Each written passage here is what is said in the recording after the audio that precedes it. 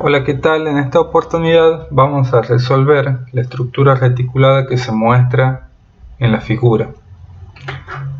A esta resolución la haremos mediante la aplicación del método de los nudos y luego verificaremos algunas tensiones en algunas barras de este reticulado mediante el método de las secciones.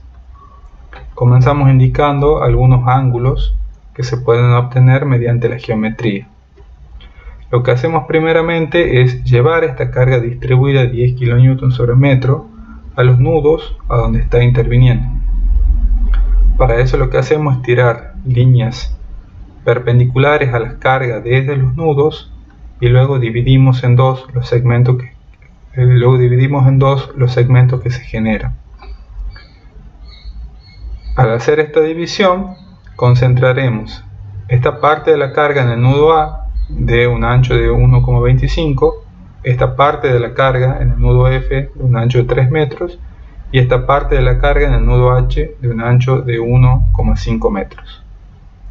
Llevamos esas cargas a los nudos multiplicando Q por las distancias respectivas y así terminamos la idealización para resolver nuestro reticulado. Luego comenzamos con el cálculo de las reacciones. En este caso, notamos la particularidad de que no podremos resolver las reacciones aplicando directamente las ecuaciones de equilibrio en todo el reticulado, pues tenemos 4 reacciones y disponemos de 3 ecuaciones de equilibrio. Para poder realizar el cálculo, lo que hacemos es cortar la barra que está entre los nudos E e I y ponemos en evidencia la tensión que actúa en esa barra, bien, que sabemos que será una fuerza que es paralela a la barra, pues esa barra se encuentra articulada en ambos extremos y no posee cargas intermedias. Una vez que ponemos en evidencia esta T14, lo que hacemos es marcar su recta de acción y podemos considerarla aplicada en cualquier punto de esa recta de acción. En particular nos conviene considerarla aplicada en el nudo E. Luego, realizando la ecuación de sumatoria de momentos en el punto A, podemos hacer nuestra ecuación de momentos para determinar la componente vertical de la tensión 14. Notamos aquí que la ecuación de momento la aplicamos directamente despejada, T14i. Bien, entonces en esta parte, en la parte de arriba donde están los distintos momentos que producen la carga, serán positivos aquellos momentos que produzcan un giro contrario al que produce la componente vertical de T14. Obtenemos entonces el valor de T14i y luego con trigonometría podemos obtener T14x y el esfuerzo que somete a la barra 14, que es T14, que en este caso es de compresión, pues está entrando a la barra.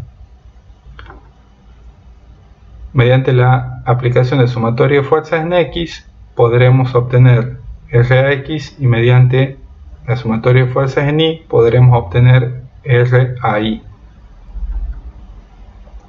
Para obtener RIX y RII, lo que debemos hacer es realizar un análisis del nudo I, es decir, considerar en este nudo aplicada T14, la cual ponemos como de compresión, es decir, entrando al nudo, y luego poner en evidencia las reacciones en dicho nudo. Luego, mediante la aplicación de sumatoria de fuerzas en X igual a 0 y sumatoria de fuerzas en Y igual a 0, podremos obtener ambas reacciones. Una vez que calculamos las reacciones, pasamos al análisis del reticulado mediante el método de los nudos. Para realizar el método de los nudos disponemos de dos ecuaciones de equilibrio por nudo, es decir, la sumatoria de fuerzas en X y la sumatoria de fuerzas en Y igual a 0. Por este motivo, al elegir un nudo, debemos asegurarnos de que en el análisis de dicho nudo tengamos como máximo dos incógnitas. Al empezar con el nudo A, notamos que las dos incógnitas que tenemos son T5 y T1. Como no conocemos ni su magnitud ni su sentido, Suponemos su sentido. En este caso, supusimos T1 y T5 de tracción, es decir, saliendo del nudo. Si este no fuera el sentido correcto, el cálculo nos indicará lo contrario, mostrándonos un signo menos en la determinación de cualquiera de estas tensiones. En particular, notamos aquí que comenzamos con la determinación de la componente vertical de T5. Bien, puesto a que realizando la sumatoria de fuerzas en I igual a 0 podremos obtener dicha componente directamente. Aquí la ponemos a la ecuación ya despejada, entonces ponemos T5I igual a, y de este lado del igual consideraremos positiva las fuerzas que tienen sentido contrario a la componente vertical de T5 y negativas a las componentes que tienen el mismo sentido que la componente vertical de T5, como es RAI. Notamos que para T5I obtenemos un valor de menos 34,2 kN, lo cual indica que hicimos mal nuestra suposición. Una de las cosas que podemos hacer cuando suponemos mal el sentido es corregir el sentido en el diagrama de cuerpo libre del nudo y modificar los signos en nuestra ecuación. Con la componente vertical de T5 ya bien calculada con su sentido correcto, podemos obtener con trigonometría la T5X y el esfuerzo T5, que en este caso, como está entrando al nudo, es de compresión. Luego, mediante la sumatoria de fuerzas en X, podemos obtener T1, que en este caso está bien supuesta y es de tracción. Ahora podremos pasar al nudo B y al nudo F. Vemos que en el nudo E no conoceríamos T2 y T6, mientras que en el nudo F no conoceríamos T6, T7 y T12. Por lo tanto, no nos conviene ir al nudo F y continuamos con el nudo B. En el nudo B colocamos T1, que ya la conocemos del nudo anterior, del nudo A, y colocamos como incógnitas T6 y T2 en el diagrama de cuerpo libre del nudo B. Mediante la sumatoria de fuerzas en X igual a 0, obtendremos que T1 es igual a T2, es decir, T2 es de tracción, está bien supuesta, y mediante la sumatoria de fuerzas en Y igual a 0, tenemos que T6 es igual a 0. Ahora sí podemos pasar al nudo F. Bien. En el nudo F vemos que las dos incógnitas que tenemos, T12 y T7, tienen componentes tanto en X como en Y. Por lo tanto, no podremos comenzar por una de las ecuaciones para determinar una de esas tensiones, sino que debemos trabajar con las dos simultáneamente y resolver un sistema de ecuaciones. Planteadas estas dos ecuaciones, debemos mezclarlas con las relaciones trigonométricas y resolver el sistema de ecuaciones, obteniendo T7 y T12 de compresión ambas. Ahora, al nudo que nos conviene pasar es al nudo H, a donde no conocemos T13 y T8. Bien. Comenzamos entonces por la determinación de la componente horizontal de T13, puesto a que esta la podremos obtener directamente de la ecuación de sumatoria de fuerzas en X igual a 0. Con la componente horizontal de T13 podemos obtener la componente vertical y T13, que en este caso es de compresión porque está entrando el nudo, y luego mediante la sumatoria de fuerzas en Y igual a 0 obtenemos T8, que en este caso es de tracción porque está saliendo del nudo. Ahora sí podemos pasar al nudo C, donde no conocemos T9 y T3. Bien, mediante la sumatoria de fuerzas en Y igual a 0 obtendremos la componente vertical de T9. Luego con trigonometría obtenemos la componente horizontal y T9, que es de tracción en este caso porque está saliendo del nudo. Y mediante la sumatoria de fuerzas en X igual a 0 obtendremos T3, que también es de tracción pues está saliendo del nudo. Pasamos ahora al nudo D, donde este es el diagrama de cuerpo libre del nudo D. Aquí no conocemos ni T10 ni T4. Mediante la sumatoria de fuerzas en X igual a 0 obtenemos el valor de T4, que es de tracción, y mediante la sumatoria de fuerzas en Y igual a 0 obtenemos que T10 es igual a 0. Ahora pasamos al nudo E, a donde no conocemos T11. Bien, mediante la sumatoria de fuerzas en I igual a 0, podremos obtener la componente vertical de T11. Luego la componente horizontal con trigonometría y también T11, que en este caso es de compresión. Bien, vemos que en este nudo podemos aplicar una ecuación más, que es la sumatoria de fuerzas en X.